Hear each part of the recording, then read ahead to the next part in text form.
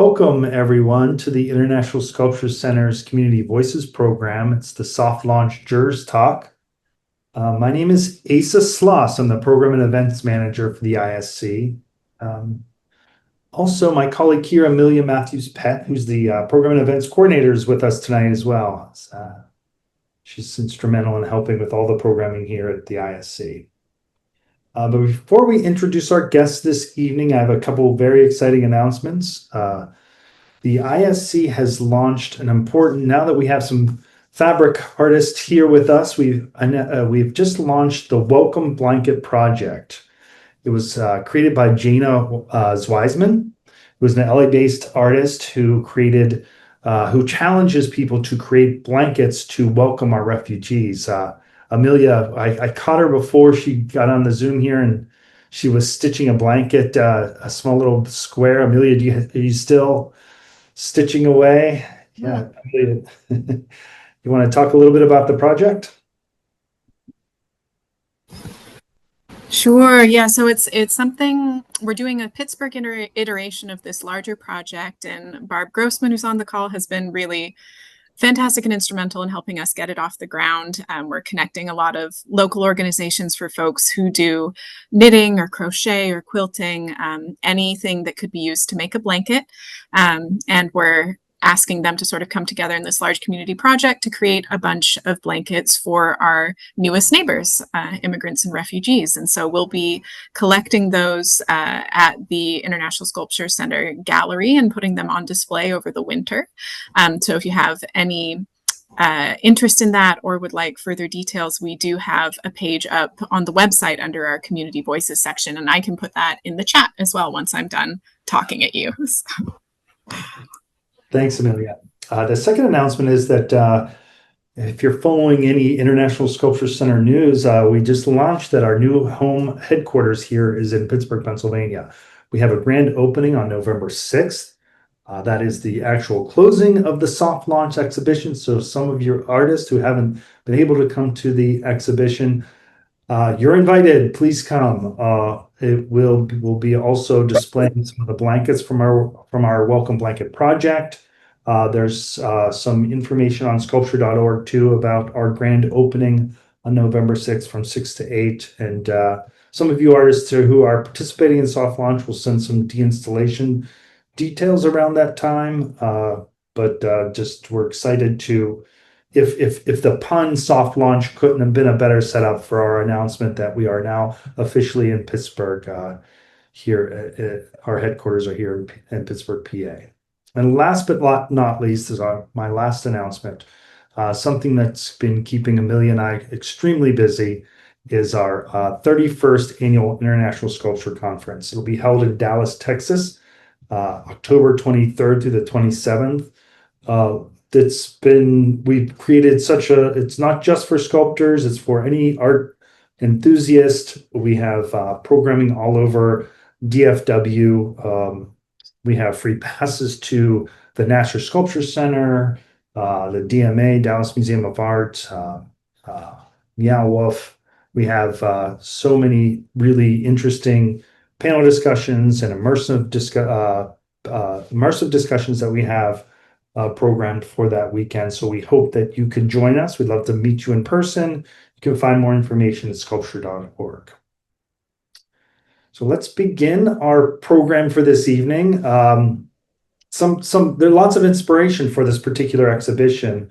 We read an article by Jolie Haprin from the New York Times. She said, "Long caught in a liminal space between craft and something more prestigious, works of thread and fabric are reaching newfound artistic institutional recognitions." Here at the IC, we produced Soft Launch Exhibition because we understood the moment for fabric in contemporary art. We knew many of our members were working in this medium as well. We produced Soft Launch, like I said, pun intended, knowing that we were going to be in here in Pittsburgh, but it coincided with the Fiberarts International that was happening in Pittsburgh at the same time when we got our new gallery space. We will be hosting exhibitions in our new gallery space.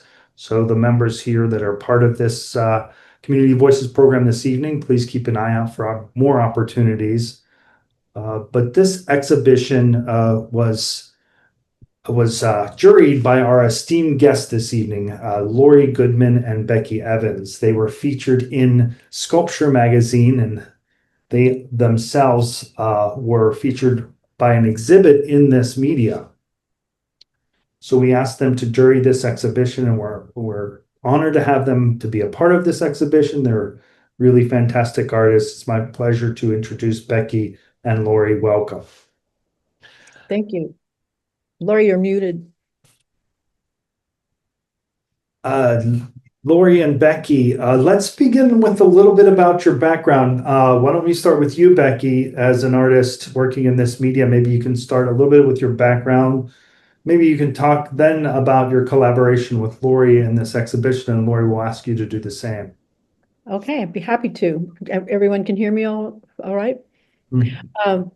Yes, I took, when I was an undergrad, I was not an art major in the very beginning, and I took a photography class as one of my first classes, and that changed the way I saw the world, literally, to look through the viewfinder and see things in a new way. I also took a weaving class, and that was also something that kind of changed the way I thought about art. At the time I took the class, it was in the home economics department as part of their textile design program. But things were really changing in those years back in another century, and people were trying new things, working with not just the loom, but working off loom. And I started finding the limits of actual traditional loom weaving to be constraining. And so I was very interested in doing things that were off the loom, such as contemporary basketry and felting and other fiber techniques. And that led me to have a master show where I was working with some of these materials, but in very different ways. And so you could call much of what I did for my master's degree soft sculpture. I didn't call it that at the time, but it was exploring unusual materials and unusual fibers and textures and seeing what I could do with them in 3 dimensions rather than being limited to the grid of a warp and a weft. And as far as collaborating with Lori, I've known her for a long time, decades. We met through the weaving programs in the Hand Weavers Guild, and we both found similar things. I'll let her address that for her path. But we both moved in different directions from traditional weaving into non-traditional materials and structures. And so we've stayed in touch and stayed friends over the years. And we both have had separate practices and exhibits. And we were ready to take a break from our own work and just create for the sake of creating without a deadline for an exhibition or a gallery or a museum. And we had all of this unusual material that just appeared. And I said, Laura, yeah, Laura, you have you may have an interest in these big boxes of Excelsior, which if you don't know, that's shredded aspen or other wood fiber that's used for packing materials. And they were at a local center for nursery items, packaging up bird baths and things like that. And they were just being given away for free. And I said, Laura, you might want these. And I sent her a picture. She said, yeah. And I said, well, I've got the truck, we'll drop them off. And they were huge. She had no idea from a little picture on the phone. What are we going to do with these? I don't know. We will think of something. And luckily, Lori had storage room next to her barn. And so take it away, Lori.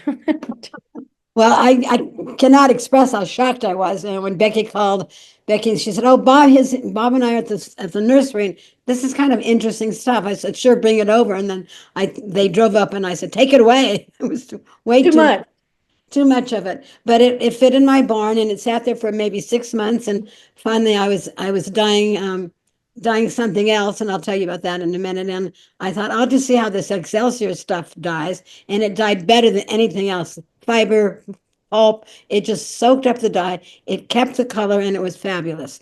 So we just started dying and dying and dying. I don't even know how much we had. We had two, I don't even know what the size of those boxes they were. They were like They 6 were feet. 4x4x4. They fit I know, on a large a pallet. pallet. Yeah. Yeah, large. Anyway, so we got into it. We started dyeing it, and then I said, "Okay, we're going to be Sheila Hicks," and I spread it all over the barn, and we didn't know, we never knew what we were going to do, and that's why we called it play. It was so much fun. Like Becky said, we didn't have to please anybody. We didn't even think we were going to have a show. We just kept messing around, and that was unusual for both of us. So that was great fun. And finally we ended up putting it on. Becky held a piece up on the wall and I said, that's it. That's better than the floor. And we just started, we hammered in thousands of little nails. And then the second time we did it, we used a staple gun, which was much smarter, but it took us a while to figure it out. So anyway, I have this very large barn and we covered the entire barn with Excelsior, dyed Excelsior. So that was our project together. And like Becky said, we've known each other a long time. I started weaving in Los Angeles, California. I can't even remember when it was just starting to become popular. But believe me, it was not popular in Los Angeles. I couldn't find a loom. I couldn't find a spinning wheel. I couldn't find anything. And I was just determined. I wanted to learn how to do it. I liked fibers. I had a lot of yarn in my closet. I had a lot of fabric. I didn't want to sew. I didn't want to knit. I was tired of all that. So I started weaving, which I did love for a long time. And this is a little bit of a side, but my middle-aged daughter just came to visit and she warped my loom. Mm. So I thought that was really fun. So she's coming back to start weaving pretty soon. Anyway, I felt the same way as Becky. I was weaving and I was trying to make fancy stuff and pleats, and I wanted to fill rooms. I wanted to make environments with weavings and fibers hanging and pleated, but it was laborious and it was expensive. And you take something off the loom, you can't see while you're weaving it if you're on a floor loom. And sometimes I loved it, sometimes I would hate it. And I had spent all this time and all this money. I said, this isn't going to work for much longer. And I discovered, that's exactly when I discovered paper. And then I went crazy and I have not looked back. So I've been making paper for the last, I guess, 30 years. Mhm. And that's what I do. And one thing I'd like to add that Lori and I felt about this exhibit, and many thanks to Sculpture Magazine for featuring that in their previous issue, was we were at a state in our life where we could take time off from our other projects and other deadlines, and we could do it, as we said, at our leisure. But it was also a way to celebrate coming out of COVID and coming through some dark times. You know, we're not out of them by any means, but it was a way to put all of that aside and to just immerse ourselves in color and texture and in the creative act. And that was really a wonderful luxury at this state in our lives. However, our personalities did start to come through, because when we finished the barn and we said, okay, that's it, a local gallery asked us to bring the show to them. And did we say, no, we're not doing that now? We said, okay, not only did we say, okay, we built a room we had someone build a room out of plywood. The room fit in the gallery, and we did the whole thing in the gallery. Reconfigured it again. So it was a room within a room. Yeah, and it worked great, but that was not more serious, only in that we had to work and plan and do things we weren't planning to do, and it turned out wonderful. It really did. And then I just have to tell you one little story about fiber art, because I then decided to get a master's in sculpture using paper as my medium, and it's local, so of course the guys knew me and they knew that I was a weaver and a fiber artist, and the first thing they said was, none of that women's work that you do. Referring to, if I had, they're not around anymore, but I'm dying to call them. Look what's happening, you guys. Mhm. So I said, don't worry, I'm I'm going to just do my thing. So here we are. Thank you both thank you so much. That was really good context for your background. Amelia, I think there is an archive of the play exhibit in the Sculpture Magazine archive. I was wondering if you could put that in the chat for our guests. Yeah, let me see if I can track it down. That's great, thank you. So let's talk about the soft launch exhibition. There's with all the artists that are here today, the complexities of how shows are juried. There's so many variables in terms of how art gets selected into an exhibition. I'm curious, what criteria did you prioritize when selecting works of art for this self sculpture exhibit? Was it concept? Was it craftsmanship? Innovation? Something else? What was the criteria? The first criteria was intuition. We looked at the slides independently, and we made our choices and we made our comments and we got together and they were almost identical. We agreed on everything. We said we had very little criteria. Craftsmanship was important. Concept to me is not so important. If it's speaking to me, doesn't matter what it's saying as long as I understand what it says, or if it says something to me. So that's how we started. And then when we got together, we were surprised that we were just totally aligned. Yeah, might have been a couple of things that were slightly Right. differing. And I really like the concept of a jury rather than one juror, because Right. we could support our view, we could discuss, and I think Lori changed my mind in one instance, and I think I changed her mind in one instance, but we were very aligned. And I think we both would say jurying something like this from slides is a real challenge, because you're limited to the size of the monitor and it's hard to find context sometimes. So I actually found, I think Lori too, when she was looking on her own, and then when we got together, we took our role very seriously. We met for quite some time, an hour and a half here at my home after spending a couple of hours on our own. So we were not just going through the motions. Because I know what it's like, and so does Lori, being artists who have tried to enter work and you don't know why or the wherefore, and you want the jurors to take their time and take it seriously. But for me, what I found very helpful was when there was an artist statement or a link to a website, and I could see more of the work or see the particular work in a different context, and that was illuminating to me. Some people may think, well, the work should stand alone, but when you're limited to a slide, maybe just one slide, not a detail or a side view, you really don't have as much to go on as I would like. So all of those things we took into consideration, but I think the craftsmanship and did it seem like there was an innovative approach to the materials? Did it have strength? Did it stand on its own? I'm curious if you can recall, we did send you a list and we talked a little bit about before this talk, your differences between the two of you and how you convinced yourselves that this work. If you can maybe try to describe the work of art, we can do our best to try to define the work itself. But what's that conversation like? Lori, you want to? I'm not sure I understand your question, Isa. Yeah, where you had different opinions about. I just said, oh no, I hate that. And Becky said, why? No, I didn't. I never said I hated anything. It was pretty intellectual.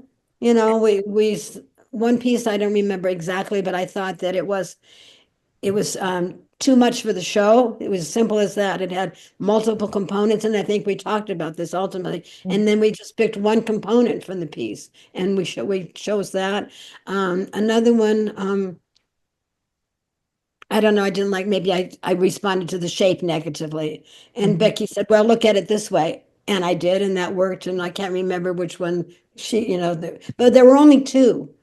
There were only two that we disagreed with, and we both changed our mind. We were able to change our minds about it. But it is difficult from the slides because it's just difficult. And plus, we're both responding more pretty intuitively, not intellectually. And then at the end, we had to go through everything and do it intellectually. Say, does this hold together? Is it the fiber appropriate for the piece? Does it work? Blah, blah, blah, all that. And we agreed that yes, most of them did. And there were one or two that we just didn't respond to very much, and that's what happens when you have different personalities and different jurors. And we happen to be aligned on, with our taste. Also, Lori, I think we both agreed that in looking carefully and zooming in and looking at details helped to see that some were maybe really of merit for a beginner, but not appropriate for this particular show. We juried one out. One that you and I juried out, both agreed, seemed like it would be better in a painting show because it's two-dimensional, things like that. So there were some, I would say, if you could call it intellectual criteria that we used. Also, we talked about quality of slides. Some people's slides were not Professional. standard, professional, not meaning you have to hire No. a professional photographer, but if you have a background or it's set on something that is distracting from the piece, that doesn't show a level of professionalism or care that I think is important for a show like this. So that was, if a piece was eliminated. Also, the dimensions of pieces, and that gets into something that might be important to consider for future juried exhibitions.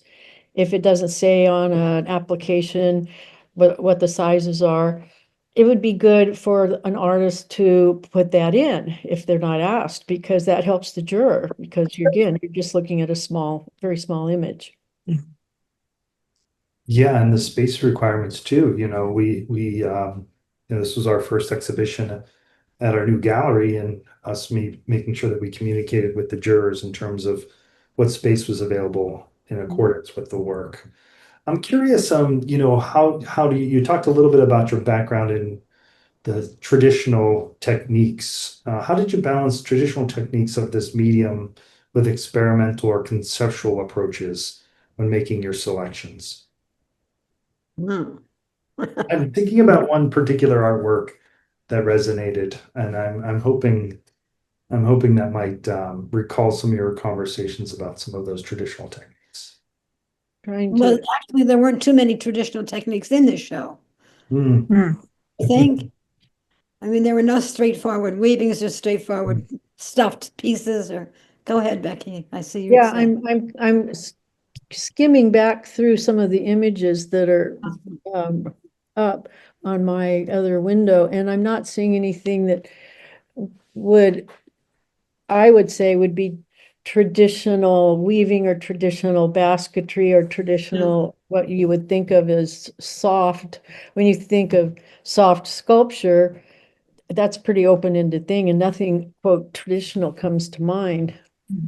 There's one piece of the show, I don't know whose it is, so I can say it out loud, that has a white, it's a little guy, little standing piece that has white fur-like coverings. And Blanche, Amanda Brown, Blanche. That's whose it is? Yeah. Is she here? I don't. Well, anyway, I just responded to that. Yes, yeah. It just tickled my fancy. I have nothing intellectual to say about it. I just liked it. So that happens, And I think that was another good example of kind of zooming in and taking a look at the use of the materials, the very different materials, how they were combined. We'd ask ourselves lots and lots of questions about how, not only what the material was or what the form, general principles of color and design, but we'd also look at how they were assembled. I'm wondering if there are any particular pieces that challenged your expectations of what soft sculpture would be considered. Not for me, because I think Lori and I both, we go to museums, we go to galleries, we travel, we look at things, we are interested, and so just by the wonderful diversity that was in the final exhibit, you can see that that's nothing very scary to me. Right. Yeah, the work that I'm thinking of that you had a really colorful conversation with, though the ISC staff were not part of the decision-making process, but we were lucky enough to hear your decisions, is Cheryl Hopper's work is the coral reef Ah, yeah. technique. That work, you had mentioned that is something that you've seen before, but in this new context that resonated with you. Mhm. Well, I don't know if everyone who's here in the meeting are familiar. Are you familiar with that piece that was, yeah. Lori and I both looked at it, and separately and together, we both kind of smiled because it reminded us of experimental fiber arts back in the 1970s and 80s, because that kind of exploration of techniques was something that a lot of people were doing. And when we first looked at it, it was like, oh, well, this looks familiar, or, Right. but we also agreed that this is new for a lot of people. They're not maybe as old as we are. Well, that was an issue. We had that discussion. It was Yes, an we issue. did. We had that discussion. We said, wait a minute, we're being a little bit snobby about this because we've seen it before. Because we're so old, it doesn't mean that other people are familiar with it. So we kind of had to back up and think it Yes, through. we did. Yeah. And we stepped back, and so we kind of put that prejudice aside, and we looked at what we could tell, of zoomed in again and looked at how it was constructed and the intention and the artist statement, and we said, yeah, this really has merit. So some old things are new again, Right. and rightly so. It's great. Thanks for reminding us of that, Asa. Yeah. Yeah, it was a really colorful conversation. I really enjoyed just hearing how you decided to process that particular piece of work. Mhm. Well, at this moment of the community voices, we'd like to open up to any particular questions to the artist. We have some artists that are in the particular show. We'd like to open up any questions to Becky or Lori. If you want to just raise your hand in the.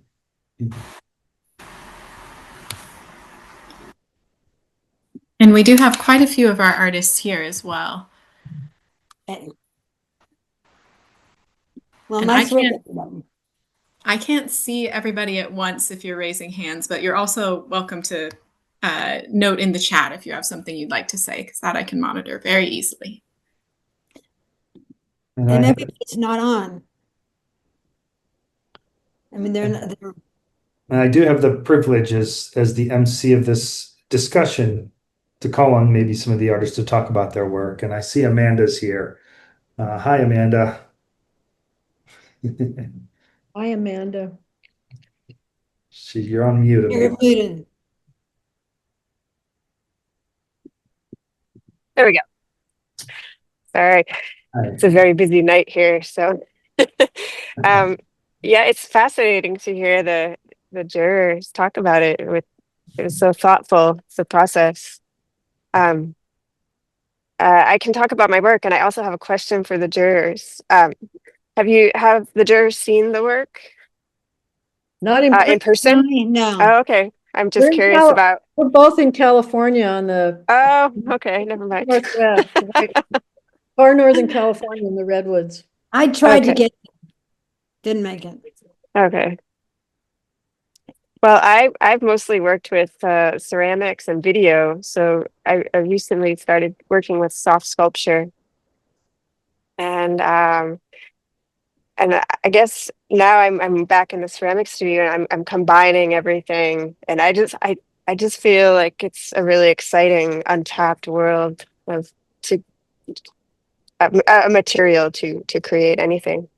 Um, I'm enjoying it. And I actually took a workshop at Aeromont a few years ago to learn some Yeah. techniques. It was really wonderful. So that's, yeah, I'm kind of starting my journey with soft sculpture. Well, your piece certainly resonated with us. Thank Yeah. you.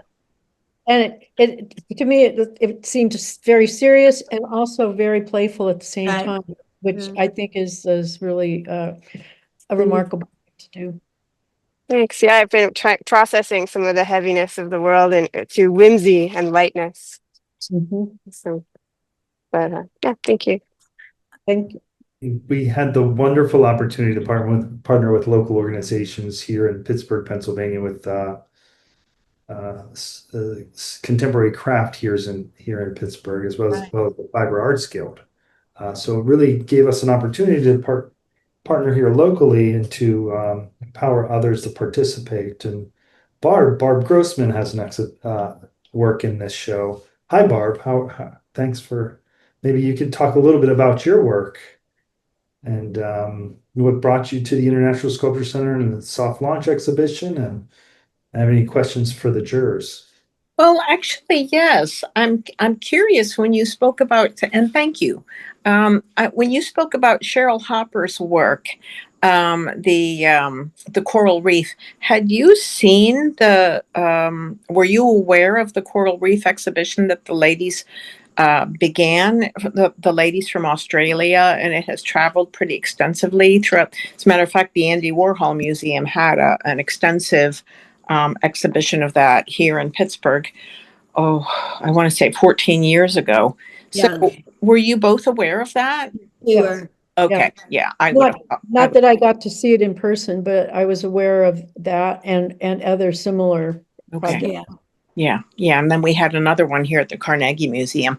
But Mhm. but my journey is I guess an interesting one. I used to organize a creative arts festival, so I brought in artists from across the country, and oftentimes took their classes, learned techniques, but never had much of an opportunity to create anything because I was busy working.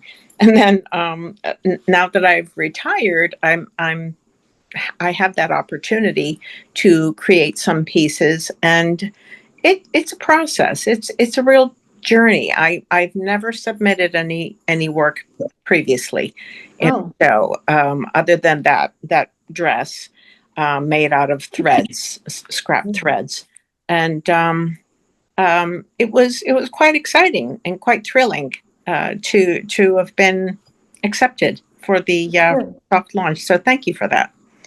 Good. Yeah. Well, like Lori said, I just wish I could have seen them all in person. Mm-hmm. I was in Minneapolis and I thought, oh, it's so close to Pittsburgh. I'll just jump over. Turned out it was like $500 to fly to Pittsburgh. I said, Yeah. well, maybe another time. Right. Well, it's a good show. It really is. Yeah. It's pretty eclectic.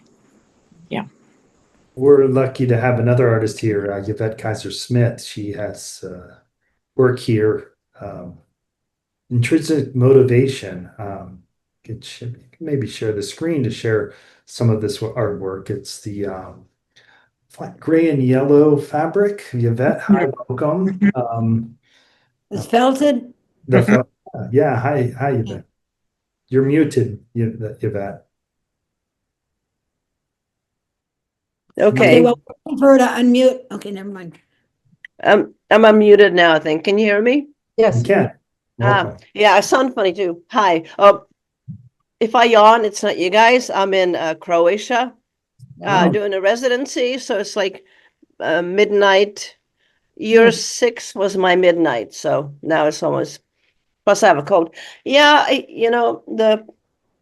I don't felt, although I just got interested in needle felting. I haven't explored it. It's all industrial felts. And that's also that's what started during the pandemic. I've been abstract geometric for a long time. And I didn't think about my old work being fiber, but I crocheted fiberglass for like 20 years. They were like real big. Yeah, I know. But it was sculpture. It just happened to be that I crocheted the fabric. And then applied the resin. So I always thought of it as fiberglass. But the comment you made earlier about people disparaging traditional handmade objects. I mean, I used to make wall-based pieces made out of fiberglass. I mean, if you ever repaired a boat or your car, that's not fun. Yet people just thought I was on vacation. I don't know. I was a sculptor, and then I started crocheting fiberglass, and I somehow was irrelevant. Anyway, I exited that, and during the during the pandemic, I did something else and I couldn't reach it. And I picked up ordered some synthetic felt from Wood Fabrics. And I started small and then just got bigger. But up to really just a few months ago, I've always been on the wall, but so they were more like reliefs. Yeah. And I started exploring with, I didn't grow up with grandma doing embroidery. It was just sort of like, you learn the stitches as you go, as you need it. But anyway, with the felt, I did another residency a few months ago, and it made me go 3-dimensional. And when I came back, I saw the call for this exhibition, and I'm like, because I'm still trying to get the work out there. I mean, I've got my old works in different places, but this is sort of new. I think people just don't know what to do with it. It's on the wall. It's now getting chunky, and people always say, "Do you make your own felt?" Well, no, it's industrial felt. I don't know. Oh, I think what's in that is just the synthetic felt and maybe a little bit of designer felt and stitching. But this piece was a response to some of the pieces I made in Portugal early this winter, and I'm like really into it. But I don't know. I'm really glad you put out this. You created the show, because I literally dropped everything. I didn't have any. The only three pieces that I brought, they were already engaged, and I'm like, I'm going to be in the show. So I went to my studio and whatever felt I had, and I started. I do use a concept and it's not illustration abstraction, but I need something to respond to. And the cool thing about traveling is I respond to the place. So there's history, there's buildings. At home, it's always usually just what materials that I have. But because I was fresh out of Portugal and I just got making these 3-dimensional pieces out of the felt, it's kind of a conversation. This is the felt that I have. Do I have the story? Do I see it in the felt? And how do I express that? Thank you. I don't know if did I answer any of your?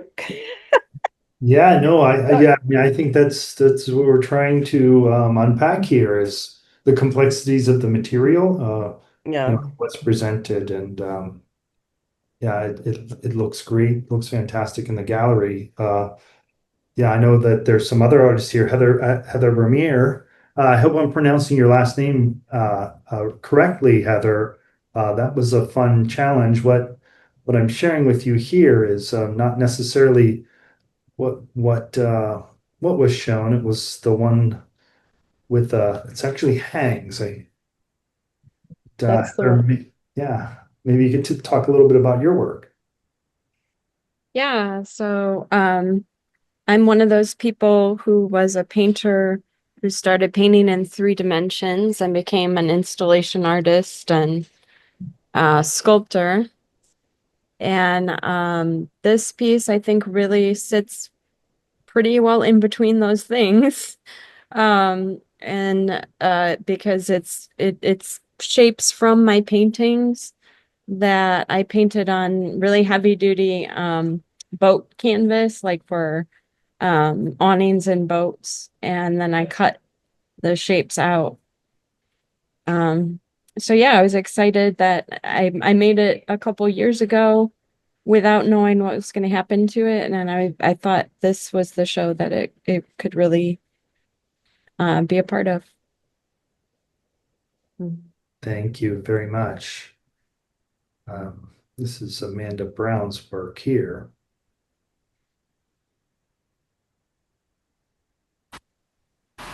And Lily, I think at some point you said you might be interested in speaking about your work as well, if you still are. Let's find it. Yes, is it working? Hi. Yeah, Hi, we can hear Lily. you. Yeah. Okay, Please, I'm just great. looking for the work now. Well, I'm excited to join. I'm in my studio right now. So this is the loom I wove my work on, and I really enjoyed. I was so excited when I saw this call for entry. I teach sculpture currently as faculty in a program that has all of the traditional kind of media you would expect, but I've started to include more fiber media in the curriculum because that's my own background. My BFA is in fibers, and so I've kind of always had this dual practice. So I was really excited to see the ISC kind of showcase fiber media in this way, and was excited to participate. Um, this work, I received a bunch of this bright orange. It's actually embroidery floss that was very affordable at a thrift store locally. It's our university's color is this bright orange. So I used it in the warp, which is very unconventional to use something that isn't plied in the warp. So there was a risk. And I was hoping that it would bleach to a more nuanced color.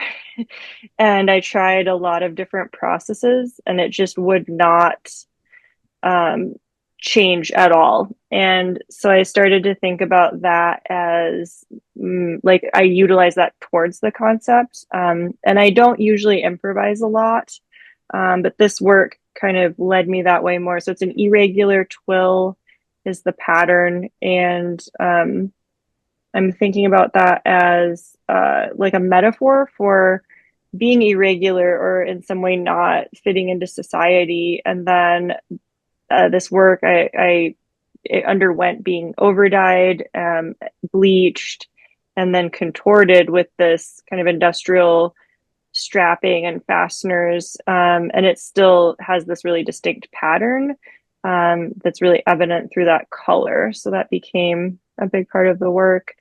And I would love to hear from the jurors more, being that I am teaching sculpture students. It's been my mission for so long to really include fiber media in the curriculum and kind of break down some more historic biases. So any words of wisdom or encouragement for me to kind of impart on students to that end would be great. Just do it. Okay. That's about what I was going to say, Lori. And it was really great to see among all of the submissions, something that Lori and I could recognize that looked traditionally woven. And also contrast to what was obviously from the speaker before, industrial made felt. It doesn't have to be one or the other. It doesn't have to be, quote, handmade. It doesn't have to be machine made to be considered a material appropriate for sculpture. And so for me, just encourage them to explore and to use what they're most interested in, and they'll find the way forward with that media. I have a question about this piece, Lily. Did you these black pieces, were those armholes? Did you weave those? Did you cut them out? Did you burn them? What? So on the edges, that's over. No, in the middle. Looks Oh, like so that is nylon strapping with industrial kind of powder coated fasteners that are machine sewn onto the. oh, I see it. I see it. Okay. Yeah. I liked the way that interrupted the traditional weave. Thank you. That was interesting. Because it's kind of scary to do that when you're weaving. You don't want to do that to your piece. You know, it's so precious. So I liked that.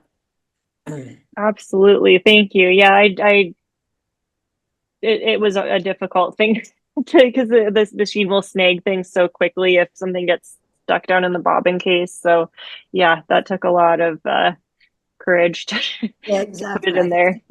Can you Yeah. tell us the size? I can pull it up really quickly. I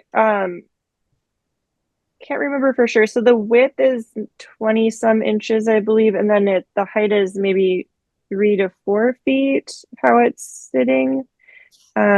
Is this it, Lily, here? I have the Yeah. dimensions.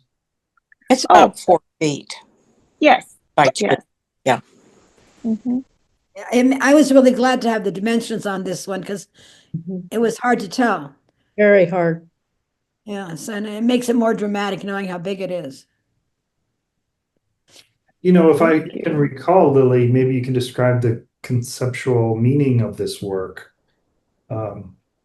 We talked a lot about the technical aspects of how this work is created and all the work that have been created. I'm just wondering if you can share with us the meaning. Yeah, so the meaning, the process is the metaphor for the meaning, and it's basically about the futility of trying to change yourself to fit into society, or like social hierarchies and structures. And so the bold pattern is kind of the metaphor for the self that keeps showing through regardless of these attempts to modify it, through masking, which is overdying, or removing through bleaching, or contorting through that physical manipulation with the industrial strapping and fasteners. Yeah, thank you. I know, just being a fly on the wall, hearing Becky and Lori describe the work, there was another level of investigation in some of these pieces here that they selected once they uncovered the conceptual meaning.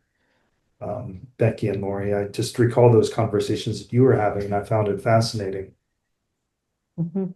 We have Teddy Milder here too, and she was part of the show. Yeah, let me see if I can find Teddy's work. Hi, Teddy. Want to talk a little bit about you and Sure. First of all, thank you for selecting my work, and also to the International Sculpture Center. I wanted to note that the magazines have been including more and more fiber. And it's very exciting to those of us that are fiber artists. I mean, even if it's not 100% fiber piece, there's often fiber or fiber technique integrated into sculpture. And that's terrific to me. I have a long history of being a fiber artist, and I have often worked dimensionally. And I also assistant teach in a fiber sculpture class. I've been doing that for 8 or 10 years now. And what's exciting about taking fiber into the third dimension is that you get to open up to all kinds of materials and all kinds of processes. And it really can push people out of their little tiny space and explore what's possible. This piece, which is called Fardel, Fardel, which is a Shakespearean term for bundle or burden, and it was made. Most of it was made during the pandemic. I was experimenting. I'm a paper maker, and I first dyed pigment, and I actually wove cotton, a cotton with cotton string on on a handmade, just simple loom, frame loom, and I poured the pulp because the pulp is abaca, and I know that abaca has a high shrinkability to it, and so I wanted to see the holes that would happen, and I used that dyed pieces after they dried, and I realized that I could roll them into sticks, and then bundle them. And so it became a bundle. At the same time, I live in California as well, and the California fires were raging. And so I was thinking about that when I made the bundle. I often work conceptually. So the other thing that was informing this piece was I have this photo by Edward Curtis in my bedroom of a native woman who's very old, who's plowing through the snow with a bundle of twigs and branches on her back. And she inspires me because if she can get through that snow to light a fire, then I can get through whatever I have to get through. So that's the story behind my piece. Nice. I'd just like to say that this piece, it was very helpful to have dimensions on this particular piece, as it was on some others, but this one in particular, because it was really hard from the slide for me to get a sense of, well, it's this like 4 inches, is it 4 feet? And so just to reaffirm that idea of always submit the dimensions of the work for the juror. That was very helpful. Thank you. I would like to keep you all here longer than an hour, but this was a very fascinating conversation. We learned about the jurying process. I want to make sure that I tried to do my best to show more of the work in the gallery. This is Paul Grossman's work here. Share. And I'm sure there's other artists. Are there any other artists here with us this evening that would like to share? This is Barb Grossman's work. Thank you, Barb, for describing some of your work. This piece was quite amazing. Yep. Barb, you're muted. Okay. So I have a question for the jurors. Given that I've recognized that as you mentioned, with regard to everything coming back around, there are trends in artwork, and regardless whether it's fiber, whether it's sculpture, whether it's painting, there seem to be trends. And the one trend that is raging right now is sustainability. So as a juror, how much attention do you pay to artists that are producing work that is trending? I don't. You don't? Okay. It has no bearing on whether, maybe it's subliminal because it's out there and I respond to it, but I would never choose something because I might even be more tempted to not choose something because it's trendy. Because I recognize that in many of the shows that I attend, there's a huge focus on sustainability. It was part of my life just from the time I was little. It was what you did. You mended your clothes, you saved scraps, you didn't throw out threads, you didn't throw anything out. But you're seeing this resurgence of people being mindful, and it's a good thing. But that's what I was wondering. How important is that to jurors that for shows that don't necessarily have a theme? I think you're absolutely right that there are trends and always have been. Mm-hmm. And I see that in major museums with not that they're having juried shows, but how they're choosing shows and what they're featuring. And so I don't know any way around it, but kind of like what Lori said, the idea of is it trending? Well, no, it's more about the merit of the work. And one of the things that Lori and I both enjoyed so much in looking at the work and looking at it very closely is the range of work. And you can see that when you go back and look at the, as Asa has shown, the range of the work that was selected. Mm-hmm. And I really enjoyed that there is such a wide possibility in the theme of soft sculpture. Mm-hmm. Susan would like to share her work as well as Greg. Let me share Greg's work. Thank you. Hi, Greg. Thanks for coming this evening. Talk a little bit about your work. Oh, so Can you all hear me all right? I apologize. We can, yeah. Okay.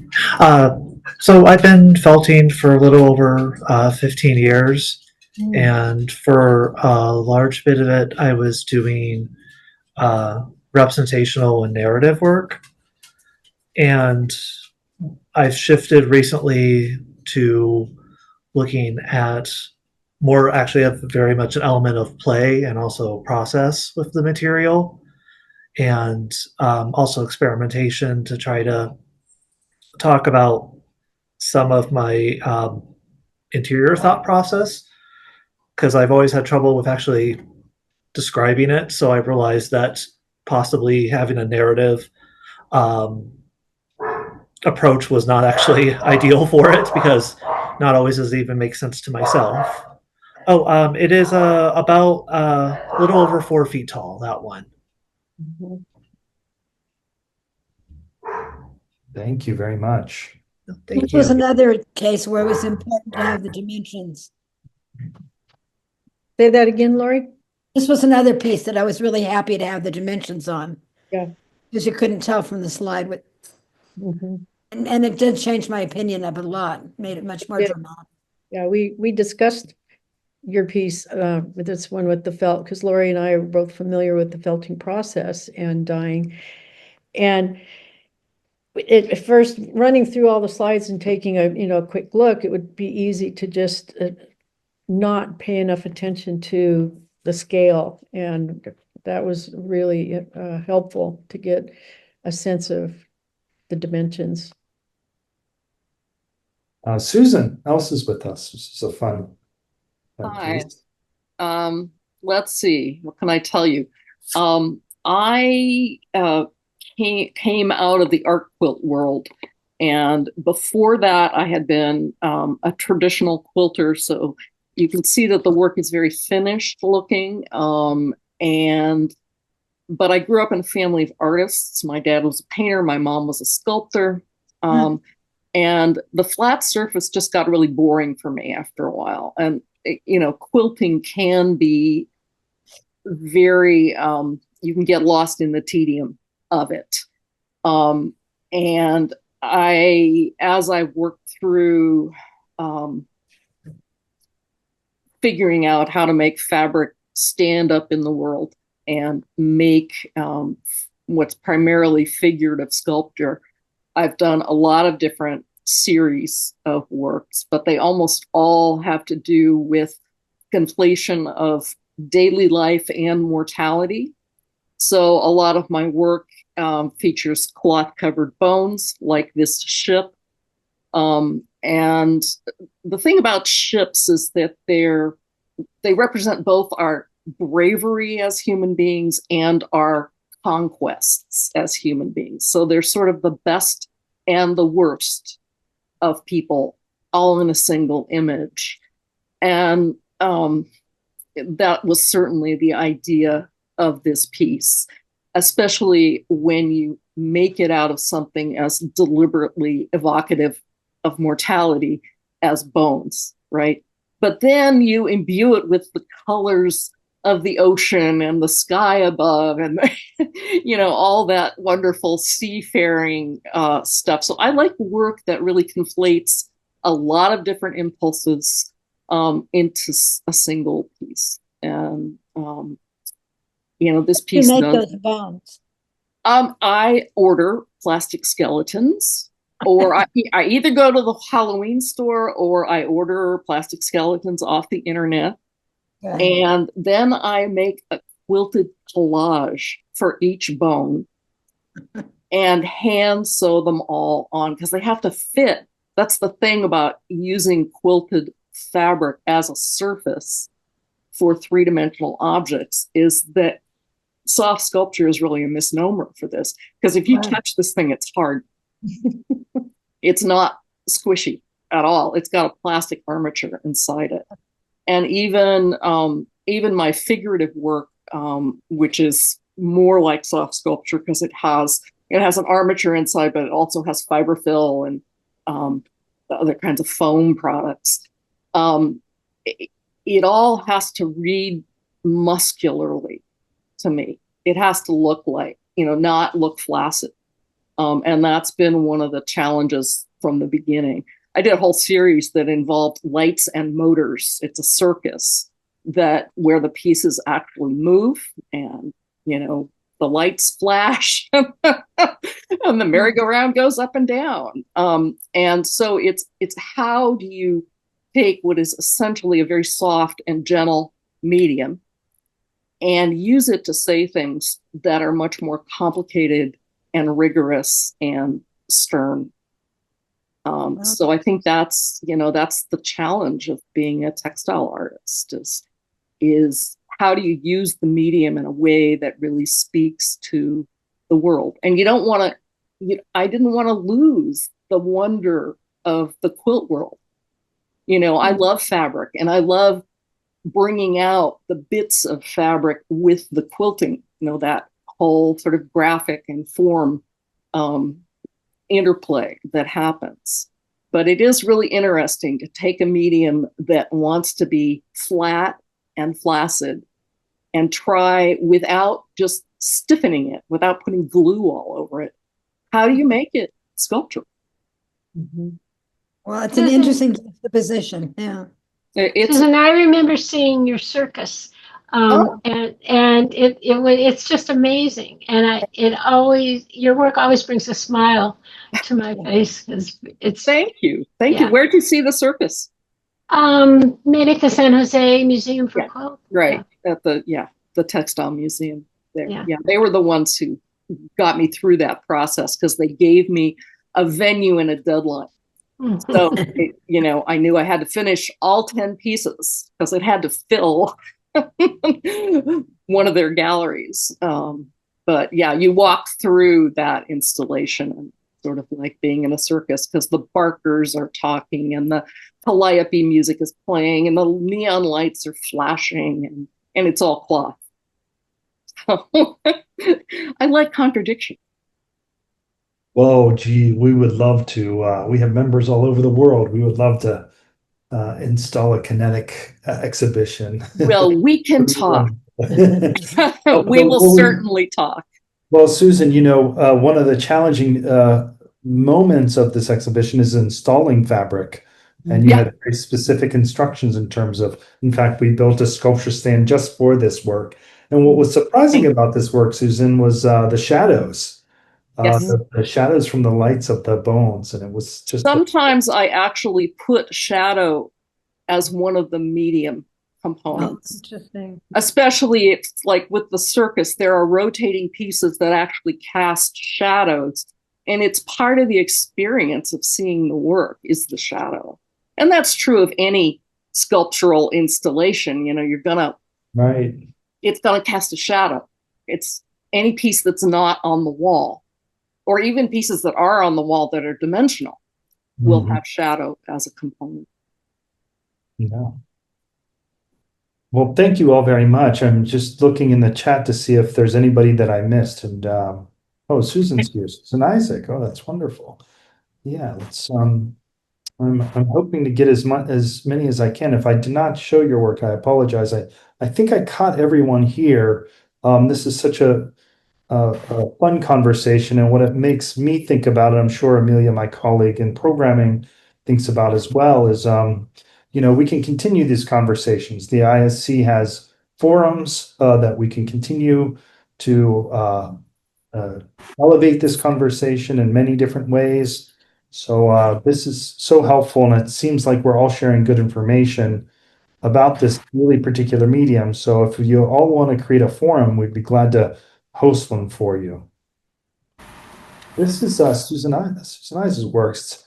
It's so much fun. This is what Susan. Hi, Susan. Are you here? And we are working with the piece in the middle, specifically in our space. So, Susan, you're on mute. There I go. Hi, Yes, that's the piece that's in the and I'd like to work with shadows too. And that also has to do with ships. It's by land and by sea. And it's in the midst of a much larger installation that I did that was called Plethora. So I like to make complications for myself. So I was trained as a painter. I paint, embroider. I've done a lot of embroideries, and I do wood printmaking, and then I scan it on fabrics, and I combine commercial fabrics and my fabrics, and then I embroider, and I also make funky buttons and I add zippers, and I just like playing with the idea of function and non-function. And and I am definitely about color. And anyway, thank you. I'm so thrilled that I got into the show because although I've been making art for many, many years, I first graduated from art school in 1975. I then also went back and did the BA, MA, and PhD in art history. So now that I retired from being a full-time professor, I've been being a full-time artist. So thank you, everyone. And I'm just was thrilled to be in the company of all these wonderful artists. Well, we're absolutely thrilled that you're here with us, Susan, and all of you. And like I said before, these conversations continue. We have forums. It seems like we have the opportunity to share lots of information with one another. If you're interested, my email is really simple. It's asa@sculpture.org, ASA. And you can reach my colleague Amelia, Ameila, at sculpture.org. And we can create a forum and keep this conversation going in many different applications. Of course, we have these important discussions at our conference in Dallas to talk about material and media and contemporary thoughts on fabric. So we encourage you to share this conversation, meet each other in person. It's always helpful when we see each other in person in these challenging times for sure. So just want to give some parting thoughts. Did I miss anybody's artwork? If I did, please, I'd be glad to share it with you now. But I think you got everyone. okay, great. Thanks, Amelia. Is Barbara still here? I think Barb had to go. Okay. I thought that was interesting about the trendiness of it. Yeah. And I just want to say before we have to all part, I really appreciate so many of the artists from the exhibit being in this forum and talking about their work, because as Lori and I mentioned, we didn't get to know much and we couldn't travel to see the show. And so it was just so great to hear your comments, learn a little bit, not only the work, but your ideas and get to see your faces. Yeah. And your processes. It was all fascinating. Thank you all very much. Yeah. And it was a real honor to be working with Lori for this exhibit. And I hope you'll do more, that the ISC will consider doing more themed projects like this. Oh, for sure, we do. Amelia and I and Johanna and Tony and our colleagues Ariana and Courtney and our magazine staff. We're so excited to utilize the content in our magazine and do more themed exhibitions like this. Keep track of us at sculpture.org. Always reach out to Amelia or me. Would be glad to create a forum on this. Lily, I know this might inform your academic practice. So, if anybody would like to moderate a particular forum with the ISC, and we can encourage members to join, we can have special programming in the forums as well. We'd be glad to support this in any way. Thank you all so very much. This is recorded. We will have this up on our YouTube page, and please keep in touch and please keep in track of our social media feeds as well for additional programming and events. Well, I want to thank you, us and Amelia and everybody else. It was quite a pleasure and a lot of fun. Yes, it was. Thank you for. It was a privilege. That's great. Well, thank you. Well, thank you, Lori and Becky, for all of your work on this. We're Yeah. so grateful you were a part of it. It was another collaboration for Lori and me, you know, when we did our two projects with play, and then we got to collaborate yet again, and it's been a real great journey for us. This is very special. Thank you. This was a wonderful conversation, and Was. please keep in touch with the International Sculpture Center. We hope to see you in Dallas. And keep making art, everyone. It's Yep. Thank you. you. Thank you. Have a good night.